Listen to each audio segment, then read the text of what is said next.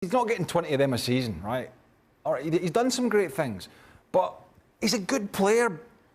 But don't you think they're desperate times need desperate measures? Right. I mean, they need something to get them going. They need something to get the team going. They need something to get the crowd going. They need something, and they're struggling. And to bring in a player of his quality, yes, it's a lot of money, but they're in desperate need. Right. Why not give it a try? Because why not? I suppose in that sense it's worth the gamble. Yes, but of is it course going to pay off, though, given, as Craig said, this is a player who hasn't exactly lit things up since that big money move? What other options have they got? Zero. So if you've got the money, pay it for a guy that's got talent. Right. No question. You won't find one person on the planet that doesn't say, Jaoa Felix is talented and can score goals. And if you're sitting where Chelsea are and performing the way Chelsea is, you need someone to give you a spark. And if you've got the money and you can afford it, why not get a guy like him and bring him in and try and lift the place? And maybe it works out. And if it doesn't work out, then he goes back in 4 months' time. OK, you've lost a lot of money, but hey, if you've got a lot of money and you can afford to do it, as I said, the position they find themselves in, I don't think it's the worst idea. Does that make sense, Nathan? To be honest, I think I agree a little bit with Stevie. I think they are searching for that spark, and obviously Jaoa Felix in his track record wouldn't suggest that, you know, he's going to be an obvious way to make it happen. But perhaps, I think when we saw Chelsea yesterday, they were so bad. And obviously they have the injury record that they have, but they need something. Maybe he's going to provide that. Maybe he can instigate a bit of form within the side and bring the best out of the other players around him. But what I really would love to know is, what's this Chelsea project? What if that's actually a thing? Like, what was said to him? You say, like, this is Graham Potter. He's going to be here for 5-6 years. We're going to win the league. We're going to win the Champions League. Like, what is that? Or is it just, I don't know, just code word for, you know, we've got some money and this is what we're going to do. We're going to bring you in. And also for me, if it was such a great project, wouldn't someone come on a permanent deal instead of deciding, well, maybe 6 months is all I need? And very quickly you realise that 6 months is all you could even handle. So I think it's an interesting deal. But I'm with Stevie, you know, benefit of the doubt. Maybe something will spark if he joins, because if they play like they did yesterday against Man City, you know, they'll probably be 7th or 8th in the Premier League, and what a mess that is for Chelsea Football Club. Haven't they got enough talented players that are inconsistent?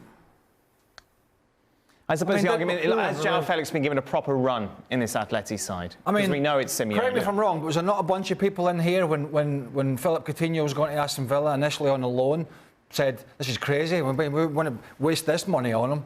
But he goes in and, all right, he's been hopeless when he signed full-time, but they had no obligation to take him on a full-time contract. And actually, he did OK for Steven Gerrard for 6 months.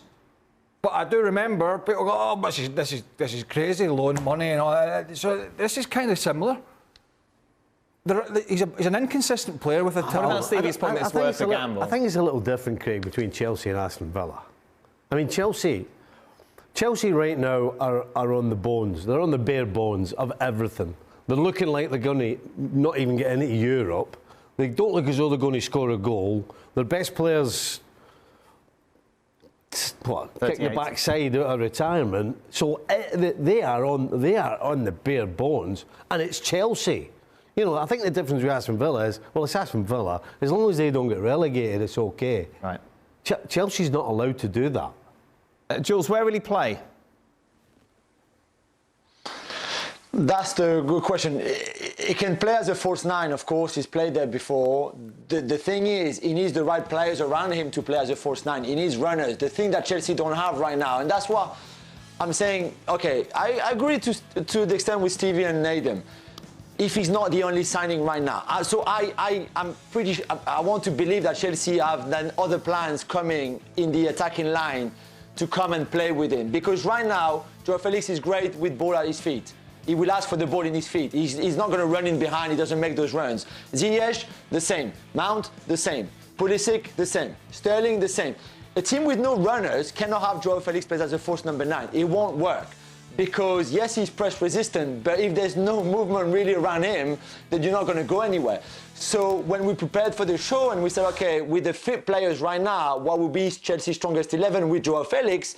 I played him wide with Kai Havertz in the centre because Jaoa Felix in the centre doesn't mean anything with all the players that they have and the players that they have injured anyway already. So it's a bit difficult. That's why I believe, and surely, even with the lack of planning that we've seen through the club in the last 6 months, they have other players coming as well now this month to be able to play and partner and get the best out of Jaoa Felix, because right now I'm struggling to see a bit how you get the best out of him. And if look, I'm not.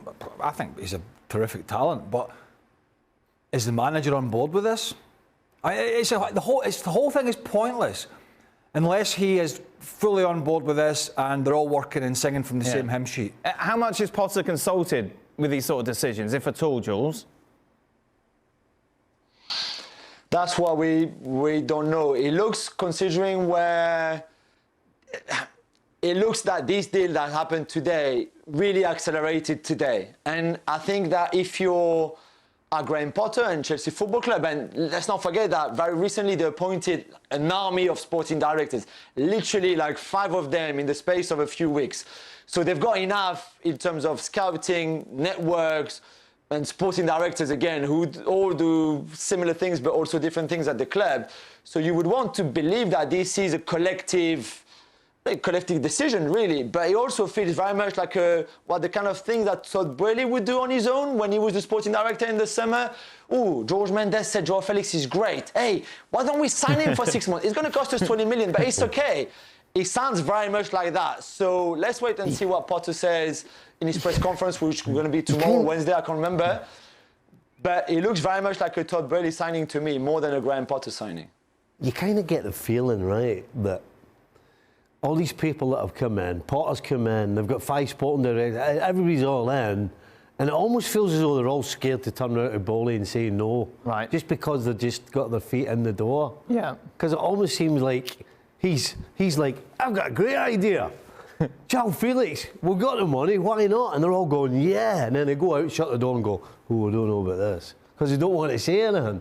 That's what it feels like. I've got a feeling Todd Boehly's probably seen the video of the 6-1 win over Switzerland, Portugal. Yeah, whatever it was, yeah. where Jaoa Felix was along with the, it was superb. Along with the striker that replaced Ronaldo was superb in there. Look, it could work, but it just smells a little bit to me like the continuation of and I called it at the weekend, a scattergun approach policy with, just signing after signing after signing, and that's what it felt like in the summer. Let's see if that continues on for the rest of January. And as Graham Potter said himself in his press conference, look, if all these guys, if we can't just keep going and signing players, because when all these guys get fit, I can't have 30 players. Right. I just can't. So if all these guys are all of a sudden in a few weeks they're fit again and they go out and keep this approach with transfer policy, he's going to have a huge squad, not to pick from, but to keep happy. And he said himself at the press conference, he said, that's not a way to work.